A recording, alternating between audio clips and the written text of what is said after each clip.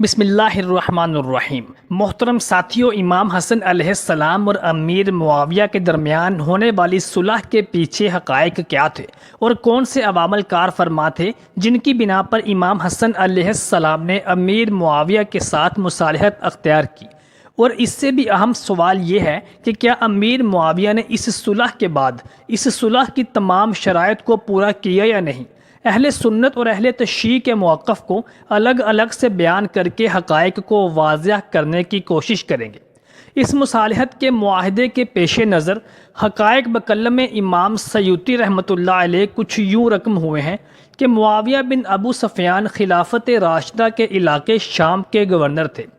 جب حضرت علی ابن ابی طالب علیہ السلام چوتھے خلیفہ منتخب ہوئے تو معاویہ بن ابی سفیان نے ان کی بیعت کرنے سے انکار کر دیا کہ پہلے سیدنا عثمان غنی رضی اللہ تعالی عنہ کی شہادت کا بدلہ لیں پھر بیعت کی جائے گی، لیکن علی رضی اللہ تعالی عنہ کا موقف یہ تھا کہ پہلے بیعت کی جائے بعد میں بدلہ لیا جائے گا۔ اسی اختلاف کی آڑ میں اس وقت کے منافقین درمیان میں آ گئے اور اسی وجہ سے نزاع برپا ہوا۔ گو کے بعد میں حضرت علی رضی اللہ تعالی عنہ شہید کر دیے گئے اور لوگوں نے ان کے فرزند حسن رضی اللہ تعالی عنہ کی بیعت کر لی۔ پھر معاویہ نے امام حسن علیہ السلام پر حملہ کر دیا۔ نتیجتاً امام حسن علیہ السلام اور معاویہ کی فوجوں کے درمیان بار بار جھڑپیں ہوئیں اور کوئی دو ٹوک فیصلہ نہ ہو سکا۔ امیر معاویہ، جس نے پہلے ہی امام حسن رضی اللہ تعالی عنہ کے ساتھ مذاکرات شروع کر دیے تھے، اس نے اعلیٰ سطحی قاصد بھیجے، جبکہ اس بات کا اعادہ کیا کہ حسن علیہ السلام کو جانشین مقرر کریں گے، جس کی گواہی ایک خط دیتی ہے، اور جو کچھ ان کی خواہش ہو وہ اسے دیں گے۔ امام حسن نے پیشکش کو قبول کیا اور عمر بن سلمہ الحمدانی اور اپنے سالے محمد بن اشد کو واپس اپنے مذاکرات کاروں کے طور پر معاویہ کے پاس بھیجا۔ پھر امیر معاویہ نے خط لکھا کہ وہ امام حسن علیہ السلام کے ساتھ امن اس بنیاد پر کر رہے ہیں کہ امام حسن اس کے بعد ان کے وارث ہوں گے۔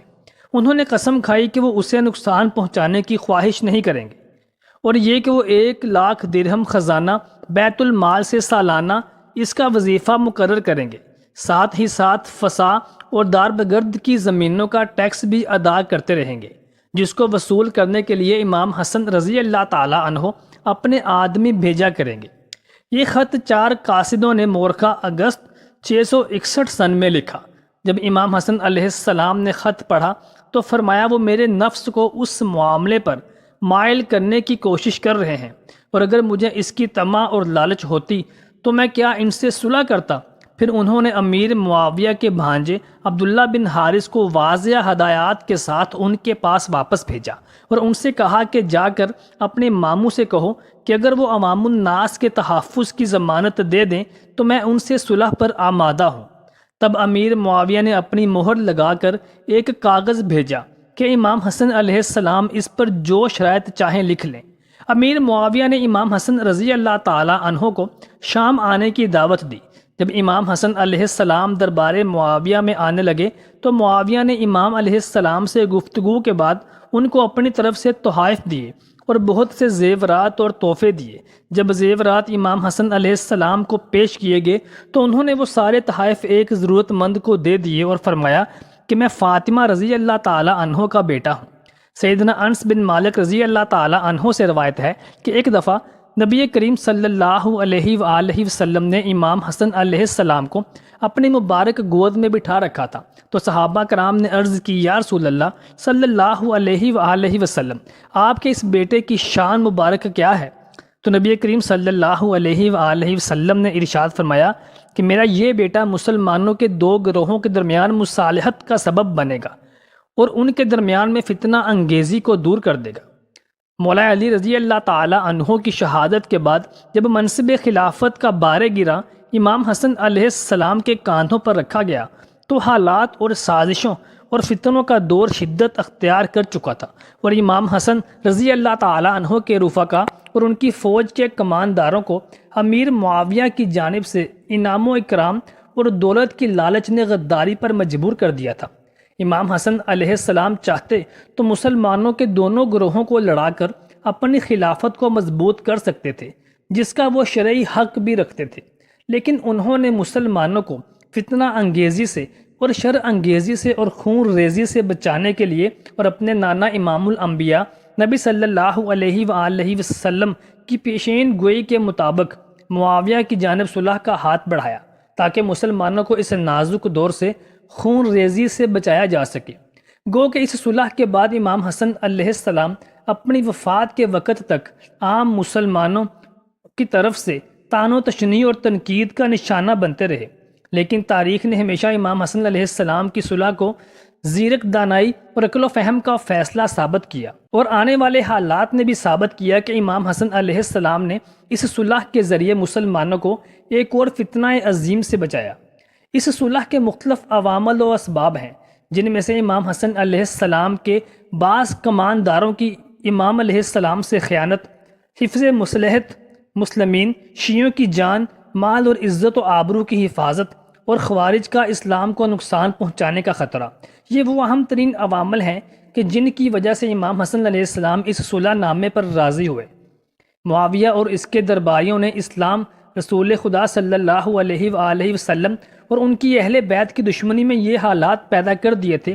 کہ رسول اسلام کے بیٹے کو اپنی جان کا خطرہ محسوس ہونے لگا تھا۔ امام حسن علیہ السلام نے بھی اسی صورتحال کے پیش نظر اپنی اور اپنے تمام شیعوں کی جان کو محفوظ کرنے کے لیے معاویہ جیسے خیانت اور حمایت کار انسان سے صلح کر لی، یعنی جیسے رسول خدا صلی اللہ علیہ وسلم نے اسلام اور مسلمانوں کی جان کی حفاظت کے لیے مجبور ہو کر کفار سے صلح کی تھی، اور اس صلح کا نتیجہ بھی فتح مکہ کی صورت میں مسلمانوں کو نصیب ہوا، اسی طرح امام حسن علیہ السلام نے بھی اسلام، اپنی جان اور اپنے شیعوں کی جان کی حفاظت کرنے کے لیے مجبور ہو کر نہ چاہتے ہوئے بھی معاویہ کی طرف صلح کا ہاتھ بڑھایا، اور اس صلح کا ہی نتیجہ ہے کہ آج 1400 سال گزرنے کے بعد بھی دنیا امیر المومنین حضرت علی رضی اللہ تعالی عنہ کے شیعوں سے بھری ہوئی ہے۔ اس لیے آج کے شیعہ علوی اور حسینی ہونے سے پہلے حسنی ہیں۔ تاریخ اسلام کے ساتھ خیانت اور مظالم میں سے ایک ظلم یہ بھی ہے کہ امام حسن علیہ السلام اور معاویہ کے درمیان ہونے والی صلح کی شرائط کو دقیق طور پر ذکر نہیں کیا گیا، لیکن پھر بھی کتب تاریخ سے چند اہم شرائط کو اکٹھا کیا گیا ہے، جیسا کہ معاویہ اپنے آپ کو امیر المومنین نہیں کہے گا، شہادت گواہی اس کے پاس واقع نہیں ہوگی، یعنی امیر معاویہ قاضی شرعی نہیں ہوگا، شیعان علی علیہ السلام کو سزا وغیرہ دینے کا معاویہ کو کوئی اختیار نہیں ہوگا، معاویہ جنگ جمل اور جنگ صفین میں شہید ہونے والے شہداء کی اولاد میں 10 لاکھ درہم تقسیم کرے گا، معاویہ امیر المومنین حضرت علی علیہ السلام پر سب و شتم نہیں کروائے گا۔ برادران اسلام،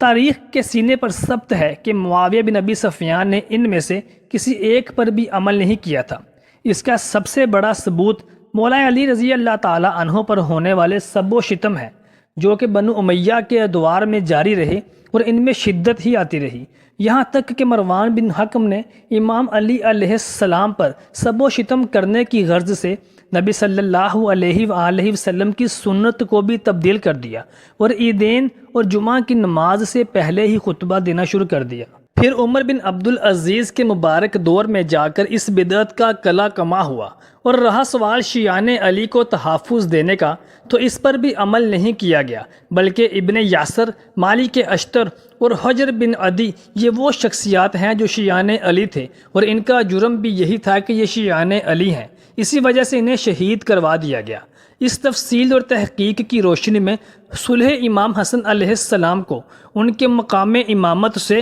کنارہ کشی نہیں کہا جا سکتا، حتیٰ کہ اس صلح سے امام حسن علیہ السلام کے معاویہ کو شرعی اور قانونی طور پر خلافت دینے کو بھی ثابت نہیں کیا جا سکتا۔ اس کے علاوہ بھی معاویہ بنی امیہ سے ہے، اور رسول خدا صلی اللہ علیہ وآلہ وسلم سے نقل شدہ صحیح حدیث کے مطابق بنی امیہ پر خلافت حرام ہے۔ خود معاویہ قوم کے لحاظ سے بھی بالکل حاکم اور خلیفہ نہیں بن سکتا تھا، اس لیے معاویہ نہ مہاجرین میں سے تھا اور نہ ہی انصار میں سے تھا، بلکہ وہ طلقاء میں سے تھا۔ اس کو خلافت سے کیا کام تھا؟ شیعہ مکاتب فکر امامیہ اسماعیلیہ اور امام ابن الجوہری کا موقف یہ ہے کہ اس صلح کے مختلف اسباب ہیں، جن میں سے پیش یہ تھے کہ امام حسن علیہ السلام کے عسکری کمانداروں کی خیانت، حفظ مصلحت مسلمین، شیعوں کی جان مال اور عزت و آبرو کی حفاظت، اور خوارج کی طرف سے اسلام کو نقصان پہنچنے کا خطرہ، یہ وہ اہم ترین عوامل ہیں جو امام عالی مقام امام حسن علیہ السلام کو مصالحت کی نہج تک لے گئے۔ امام حسن علیہ السلام اس مصالحت کو نے کئی شرائط کے ساتھ منسلک کیا اور خلافت کو معاویہ کے سپرد کر دیا۔ ان شرائط میں سے اہم ترین شرط یہ تھی کہ معاویہ اپنے بعد کسی کو اپنا جانشین مقرر نہیں کرے گا، اور امام علیہ السلام اور آپ کے پیروکاروں کی جان و مال، عزت و آبرو کی حفاظت کرے گا۔ لیکن معاویہ نے ان میں سے کسی ایک پر بھی عمل درآمد نہیں کیا، حتیٰ کہ خود امام حسن علیہ السلام کو بھی بعد میں زہر دے کر شہید کروا دیا گیا۔ امیر معاویہ نے یزید کی جانشینی کے لیے راستہ صاف کرنے کے لیے مدینہ منورہ کا سفر کیا اور اپنے ساتھ حسین بن نمیر اور دیگر اپنے مشیروں کو ساتھ لیا، اور یہاں آ کر 3 سرکردہ افراد سے ملے جن سے بیعت لینا نہایت ضروری تھا۔ ان میں پہلے 2 خلفائے راشدین حضرت ابو بکر اور عمر فاروق رضی اللہ تعالی عنہ اجمعین کے صاحبزادے، اور تیسرے امام حسین علیہ السلام تھے۔ جب یہ امام حسین علیہ السلام کے پاس پہنچے تو امیر معاویہ نے امام حسن علیہ السلام کی وفات پر اظہار افسوس کیا اور کہنے لگا کہ میں نے امام حسن علیہ السلام سے کیے ہوئے معاہدے کی پاسداری کرنے کی بھرپور کوشش کی اور ان کے لیے ساتھ کی گئی تمام شرائط کو پورا کیا، اور ساتھ ہی کہنے لگا کہ میں اپنے بیٹے یزید کو جانشین مقرر کرنے کے لیے آپ علیہ السلام کے پاس بیعت لینے کی غرض سے آیا ہوں۔ امام حسین علیہ السلام نے جواب دیا کہ آپ کی ان دونوں باتوں میں تضاد ہے، کیونکہ امام حسن علیہ السلام کی پہلی شرط یہی تھی کہ آپ جانشین مقرر نہیں کریں گے۔ اس کے بعد امیر معاویہ کو کوئی بات نہ سوجھ سکی اور وہ وہاں سے روانہ ہو گئے۔ امام حسن علیہ السلام کی اس صلح سے شیعان علی کو زبردست دھچکا لگا اور وہ اس صلح کے خلاف صدائے احتجاج بلند کرنے لگے۔ ان میں حجر بن عدی، عدی بن حاتم، مصعب بن نجوہ، مالک بن زمرہ، سفیان بن ابی لیلہ، بشیر ہمدانی، سلمان بن سرد خزائی، عبداللہ بن زبیر، ابو سعید اور قیس بن سعد شامل تھے، لیکن امام حسن علیہ السلام نے ان کو بغاوت سے باز رہنے کا حکم دیا۔ امام حسن علیہ السلام کی صلح نہایت مفید اور پرثمر تھی، کیونکہ جو مصالحت اہداف حصول پر منتج ہو وہ اس جنگ سے بہتر ہے جس سے مقاصد کا حصول پر یقین نہ ہو یا پھر اس سے نقصان کے سوا کچھ بھی نہ مل رہا ہو۔ چنانچہ صلح امام حسن علیہ السلام آپ علیہ السلام کی فتح ہے۔ ابو سعید القیسہ کا کہنا ہے کہ امام حسن علیہ السلام کی خدمت میں حاضر ہوا اور میں نے عرض کیا، اے فرزند رسول خدا صلی اللہ علیہ وسلم، اس کے باوجود کہ آپ حق پر ہیں، آپ نے معاویہ جیسے گمراہ اور ستمگر سے مصالحت کیوں اختیار کی؟ تو آپ علیہ السلام نے فرمایا، اگر میں یہ کام نہ کرتا تو روئے زمین پر ایک بھی شیعہ زندہ نہ رہتا اور یہ معاویہ اور اس کے حامی سب کو چن چن کر ختم کر دیتے۔ کسی نے گستاخانہ لہجہ اختیار کرتے ہوئے امام حسن مجتبیٰ رضی اللہ تعالیٰ عنہ سے کہا، یا مذل مومنین، یعنی اے مومنوں کو ذلیل کرنے والے۔ تو آپ علیہ السلام نے ارشاد فرمایا، میں مذل مومنین نہیں ہوں بلکہ میں تو معز المومنین ہوں، یعنی مومنوں کو عزت دینے والا ہوں، کیونکہ جب میں نے دیکھا کہ تم سپاہ شام کا مقابلہ کرنے کی قوت نہیں رکھتے تو میں نے اپنی حکومت واگزار کر دی تاکہ میں اور تم باقی رہیں، جس طرح کہ ایک زیرک آدمی ایک کشتی کو معیوب کر دیتا ہے تاکہ وہ اپنے مالکوں اور مسافروں کے لیے باقی رہے۔ میری اور تمہاری داستان یہی ہے کہ ہم اور تم دشمنوں اور مخالفین کے درمیان زندہ رہیں اور باقی رہیں۔ ابن خلدون لکھتے ہیں کہ اہل حجاز جنگ کو پسند کرنے والے تھے، مگر امام حسن علیہ السلام کے ساتھ مل کر منافقین کا قلع قمع کیوں نہ کر سکے؟ اس کا جواب وہ خود ہی رقم کرتے ہیں کہ لوگوں کا جنگ سے اکتا جانا اس کی سب سے بڑی وجہ تھی، کیونکہ مسلمانوں نے رسول خدا صلی اللہ علیہ وآلہ وسلم کی ہجرت کے بعد اور اسلامی حکومت کی تشکیل سے 40 برس کے عرصہ میں غزوات اور سرایہ کے علاوہ خلفائے ثلاثہ کے دور میں بھی روم، ایران اور جزیرہ نماء عرب کے پڑوسی ممالک کے ساتھ بھی طویل المدت لڑنے کے علاوہ امیر المومنین علیہ السلام کے دور میں بھی 3 بڑی اندرونی جنگیں بھی برداشت کی تھیں۔ چنانچہ ان میں جنگوں پیکار کا حوصلہ دکھائی نہیں دے رہا تھا، مگر کچھ شیعان علی خون کے آخری قطرے تک وفاداری نبھانا چاہتے تھے، مگر وہ بہت کم تعداد میں تھے۔ عزیزان گرامی، امید کرتے ہیں کہ آپ کو ہماری تاریخی واقعات پر مبنی حقائق اور پر یقین ویڈیو پسند آئی ہوگی۔ برائے مہربانی ہماری ویڈیو کو لائک اور شیئر ضرور کیجیے گا۔